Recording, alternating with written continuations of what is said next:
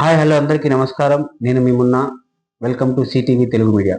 Subscribe చేసుకోకపోతే వెంటనే subscribe చేసుకోండి. బెల్ ఐకాన్ నొక్కడం మాత్రం మర్చిపోకండి. ఇవాళ మనతో పాటు మన స్టూడియోలో ఉన్నారు పరిచయం అక్కర్లేని పేరు, ప్రముఖ సంగీత దర్శకుడు, నేషనల్ అవార్డు విన్నర్, మరెవరో కాదండి, సాకేత్ సాయిరామ్ గారు. నమస్తే సార్. నమస్తే. ఎలా ఉన్నారు సార్? బాగున్నా. చాలా రోజుల నుంచి మీకోసం ఎదురు చూస్తూ ఉంటే ఇవాళకి మొత్తానికి మీరు మాకు దొరికారు. పట్టుకున్నారా? చాలా కష్టపడి సార్. చెప్పండి. మీకు ఎప్పుడు ఫోన్ చేసినా కూడా కంపోజింగ్ లో దీంట్లో బిజీగా ఉన్నాం అంటున్నారు. బిజీ కాదు, గజిబిజీ. అదే ఇవాళకి మాకు కుదిరింది సార్. ఇప్పుడు మనం ఇంటర్వ్యూలోకి వెళ్ళిపోదాం. సార్, రీసెంట్ గా ఇప్పుడు మనం చూసుకుంటే ఐబొమ్మ ఇష్యూని ప్రతిరోజు అదే, ఎక్కడ చూసినా అదే వింటున్నాం.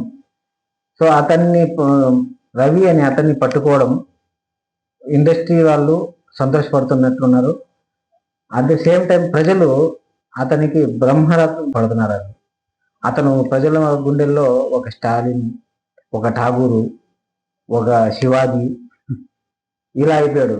మరి ఇండస్ట్రీ వాళ్ళకేమో అతను ఒక దొంగ, గది దొంగ అనే విధంగా అనే కోణంలో చూస్తున్నారు.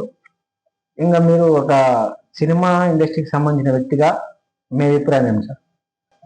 ఇప్పుడు ఐబొమ్మ రవి గురించి చెప్పాలంటే పైరసీ డెఫినెట్లీ అది నేరమే ఎవరు చేసినా. ఎందుకంటే ఎన్నో కోట్ల కొద్ది డబ్బులు వెచ్చించి సినిమా చేస్తారు. దానికి సంబంధించిన అమౌంట్ డెఫినెట్లీ ప్రేక్షకులు ఇవ్వాలి కదా. థియేటర్ రిలీజ్కి దెబ్బ పడిపోతుంది, నెంబర్ 1. నెంబర్ 2, ఇక థియేటర్ దెబ్బ పడితే ఓటీటీ వాళ్ళు ఇంకా అసలు సెకండ్ పాయింట్, అది ఆలోచన కూడా రాదు. ఎందుకంటే వీళ్ళు మార్నింగ్ షో వేయడంతో మధ్యాహ్నం సాయంత్రం పెట్టేస్తున్నారు. ఈ పైరసీ వాళ్ళు చాలా మంది డెఫినెట్గా లాస్ అయిపోతారు ప్రొడ్యూసర్స్ అనేది వాస్తవం. రెండో వైపు ఏంటంటే మీరు చెప్పిన పాయింట్, ఇప్పుడు నెటిజన్స్ అయి ఉండొచ్చు, నార్మల్ ఆడియన్స్ అయి ఉండొచ్చు, అతనికి ఎందుకు మద్దతు పలుకుతున్నారంటే ఫస్ట్ దొరికినవాడు దొంగ, దొరకనవాడు దొర. ఆ పాయింట్ ఉంటుంది. సో ఇతను థీఫ్. ఎలాగంటే అఫీషియల్లీ అతను దొంగ. ఏ రకంగా దొంగ అంటే పైరసీ చేశాడు, అది చట్టరీత్యా నేరం. సో అతను పట్టుకున్నాడు, కష్టపడి చాలా ఎరగేసి పట్టుకున్నారు పోలీసులు, బాగుంది. అట్ ద సేమ్ టైం ఏమవుతుందంటే వీళ్ళు డెకాయిట్స్ అయిపోతారు. ఎవరైతే పెద్ద పెద్ద కోట్ల కొద్ది పెట్టేసి హీరోకి 100 కోట్లు 200 కోట్లు ఇస్తూ సినిమాని 500 1000 కోట్లు వెళ్తుందో వాళ్ళు డెకాయిట్స్ అయిపోతున్నారు ఇప్పుడు జనా దృష్టిలో. ఎందుకంటే ఒకప్పుడు 50 రూపాయలు 100 రూపాయలు ఇప్పుడు డెకాయిట్లు అయిపోతున్నారంటే మీరు ఎవరి గురించి చెప్తాను నాకైతే అర్థం కదా. బిగ్గీస్, ఐఎమ్ టాకింగ్ అబౌట్ ద బిగ్గీస్. ఇప్పుడు జనాలు ఏం కోరుకుంటారండి?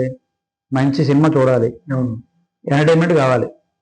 ఎంటర్టైన్మెంట్ అనేది చాలా రకాలుగా ఉంటుంది. టీవీ ఉంటుంది, ఆటలు ఉంటాయి, రకరకాలుగా ఉంటాయి చాలా వాళ్ళకు. మన సినిమా పరంగా మాట్లాడదలుచుకుంటే సినిమా మెయిన్ పాయింట్ కదా.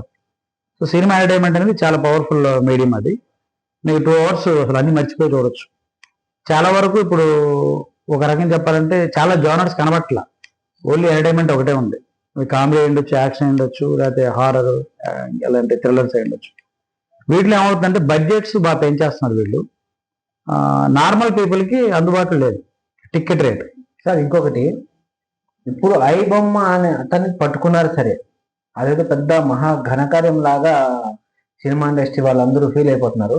వీళ్ళందరికంటే అమ్మ మొగుడులాగా ఇంకొకరు ఉన్నాడు సార్. ఎవరు? Movie rules. ఓకే. ఇతనున్న ఐబొమ్మ అనే అతను సినిమా రిలీజ్ అయిన తర్వాత 10 రోజులకు 15 రోజులకు ఇతను పెడతాడు. ఆడైతే పొద్దున్న రిలీజ్ అయితే 11 గంటలకు మళ్ళీ షో స్టార్ట్ చేస్తాడు. మరి అతని గురించి ఏమి యాక్షన్స్ తీసుకోవడం లేదు. ఎందుకంటే ఇతను రెచ్చగొట్టాడు కదా, దమ్ముంటే రండి పట్టుకోండి అంటే అతను రెచ్చగొట్టలేదని అతను పట్టుకోవాలి. అంతే కదా. పెద్దవాళ్ళకి ఎలా ఉంటదంటే వాళ్ళ ముడ్డికి నిప్పు పుట్టినప్పుడు కదులుద్ది వ్యవస్థ, అప్పుడుదే కదలదు. అంటే పెద్దవాళ్ళకి ఇతను ఇలా కావడానికి కారణము సినిమా ఇండస్ట్రీ పెద్ద ప్రొడ్యూసర్లు అంటారు మీరు. డెఫినెట్లీ. ఎందుకంటే మీరు మార్కెట్ పెంచుకుంటున్నారు, బాగానే ఉంది. ఇక్కడ జనాలు పిచ్చోళ్ళు చేస్తున్నారు వీళ్ళు. మరి అదే ప్రొడ్యూసర్స్ మేము భారతదేశ ఖ్యాతిని పెంచుతున్నాము, పెద్ద సినిమాలు తీసి పెద్ద బడ్జెట్ తీసి మన ఖ్యాతి ఎక్కడికో తీసుకెళ్లిపోతున్నాం అంటున్నారు కదా. తీసుకెళ్లిపోతాను ఎవరికి తెలియదు. Rajamouli don't know about Baahubali earlier. Baahubali actually అది డెడ్ లైన్ పాయింట్. మీకు తెలుగు సినిమాకి అంత మార్కెట్ ఉంటుందని ఎవరు తెలియదు.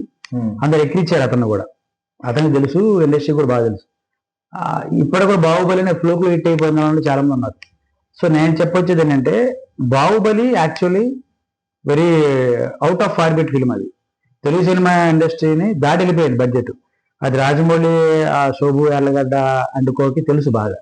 సో దీనిలో వాళ్ళు తెలుగు ఉపయోగించింది ఏంటంటే దే డివైడెడ్ ఇంటూ 2.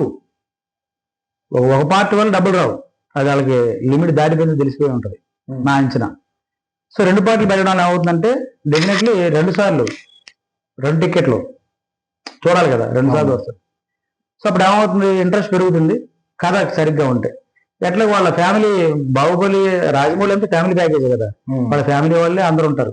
కథా రచయితలు, డైలాగులు కానీ, మ్యూజిక్ కానీ మొత్తం బ్యాచ్ అంతా వాళ్ళే ఉంటారు. సో వాళ్ళకి ఫ్యామిలీ ప్యాకేజ్ కాబట్టి వాళ్ళు ఏం ఆలోచించుంటారంటే ఇది మనం వసూలు చేయాలంటే ఏం చేయాలి. వసూలు అంటే ఇన్ ద సెన్స్ పెట్టిన దాన్ని రాబట్టుకోవడంతో పాటు 10 పైసలు అలా ఆశించడం తప్పులేదు. ఎందుకంటే వాళ్ళు దాటిపోయింది కాబట్టి వాళ్ళు తెలుగు ఆలోచించి 2 పార్ట్స్ చేశారు. 2 పార్ట్స్ చేశారు కాబట్టే వర్కౌట్ అయింది. ప్లస్ దీనిలో తెలుగు ఎక్కడ వాళ్ళది ఇంకా ప్రొఫెషనల్లీ తెలివితేటలు ఏంటంటే కథను ఇంట్రెస్టింగ్ గా చూపించారు. ఏ సినిమా కానీ 2 పాయింట్స్ తీసుకోండి. ఒకటి ఫస్ట్ హాఫ్ కన్నా సెకండ్ హాఫ్ బాగుండాలి, అప్పుడే సినిమా హిట్ అవుద్ది ఏ సినిమా అయినా. తర్వాత క్లైమాక్స్ డెఫినెట్ గా వావ్ ఫ్యాక్టర్ ఉండాలి. అది చిన్నదైనా పెద్దదైనా పాయింట్ కాదు. వీళ్ళు ఏం చేశారంటే రాజమౌళి గొప్పదనం ఏంటంటే ఫస్ట్ పార్ట్ మించి సెకండ్ పార్ట్ ఉండేలా జాగ్రత్త పడ్డాడు. అది ఫ్లాష్ బ్యాక్ తీసుకెళ్ళాడా, ముందుకు తీసుకెళ్ళాడా, స్క్రీన్ వెనక్కి లాగాడా అయినా పక్కన పెట్టండి. జనాలకి ఫస్ట్ పార్ట్ బాగుంది, సెకండ్ పార్ట్ ఇంకా బాగుంది అనిపించాడు. క్యూరియాసిటీ ఉంది, ప్లస్ వాళ్ళకి అనుకున్న ఏం కొట్టారు. అది రాజమౌళి కూడా తెలియదు. అది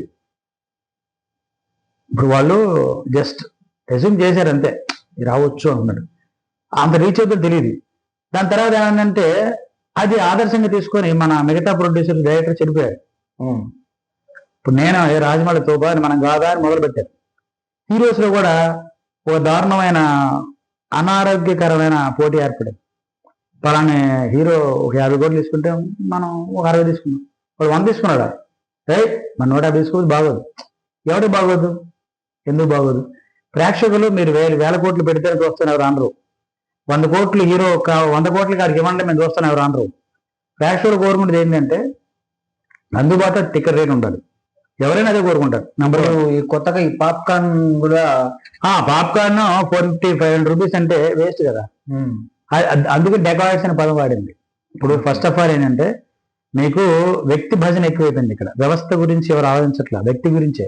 ఇప్పుడు రవిని పట్టుకుంది కూడా ఒకరికి ఎక్కడ ఒక కాలింది, ప్రముఖ ప్రొడ్యూసర్ వెనకాల హస్తం ఉంది అంటున్నారు కదా. అదే చెప్తున్నా, పెద్దవాళ్ళకి కాలితేనే కదులు ఏదైనా సిస్టం. ఈ ఐబొమ్మ రవి కరోనా ముందు లేడా, కొత్తగా పుట్టుకొచ్చాడా, ఎప్పటి నుంచి ఉన్నాడు కదా, అప్పటి నుంచి కాలం ఇవాళ ఎందుకు కాలిందంటే వాడికి ఏదో అంటుకుపోయింది. సో ఇంకో ఏంటంటే మీరు చెప్పి డెకాయిట్స్ పదం వాడిన దానికి నేను ఎక్స్ప్లెయిన్ చేయాలి, లేకపోతే నన్ను అపార్థం తీసుకుంటారు.